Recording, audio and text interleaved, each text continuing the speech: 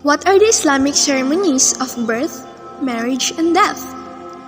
Once the call to prayer adhaan has been whispered into the ears of the newborn child, usually by the father, it is a Muslim. A boy may traditionally be circumcised on the 7th day after birth. But the timing of the ceremony can vary greatly when a name will also be chosen. A Muslim wedding is usually held in the home of the bride and may be a simple affair without lavish costumes. Many marriages are still arranged by the parents.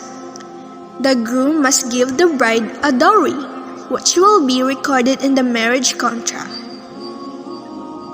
In Islam, the body is washed after death, wrapped in a shroud, and buried as soon as possible, with the head turned towards Mecca. Cremation is not allowed. Memorial gatherings are held with prayer and reading from the Quran, usually after 7 and 40 days.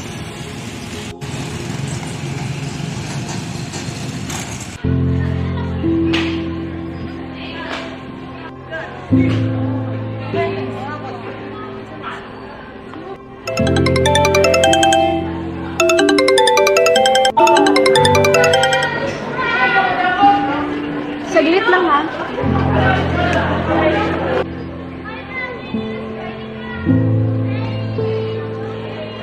Si Bunsura, mataas ang lagnat. Alam mo na, walang tutulong dun kay inay at si itay nasa trabaho. O siya, sige, umuwi ka na. Tapusin ko na lang to, malapit na naman ito matapos. Salamat, Besh, ha. Uwi na ako. Sige.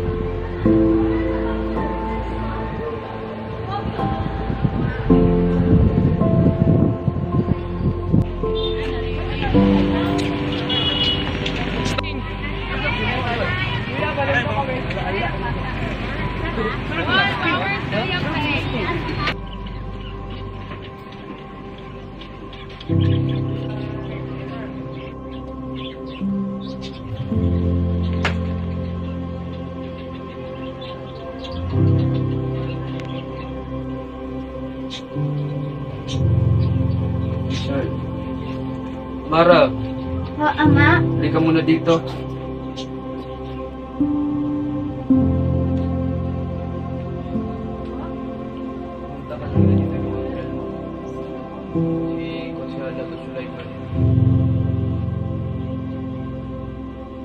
Patungkol dun sa pinag-usapan namin ni Dato, kailangan namin kayo pakasal ni Muhammad.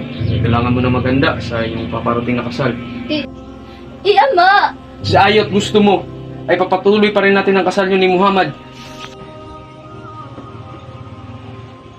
Ito ay tela na kulay puti. Ito ay nangangahulugan na ang Islam, dalisay, kompleto, walang kulang. The moment na hawakan ni father-in-law mo ang kamay mo, nangangahulugan lamang na tinatanggap ka niya bilang asawa ng kanyang minamahal na anak, inshallah.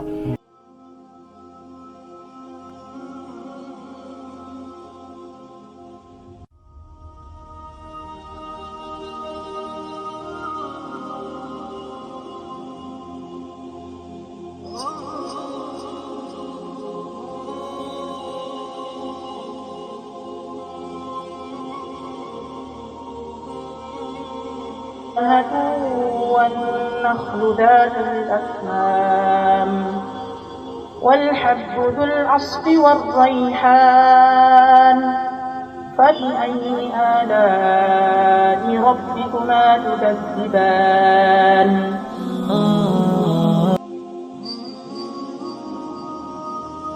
To establish a good married life, maitatag ang isang mabuting buhay mag-asawa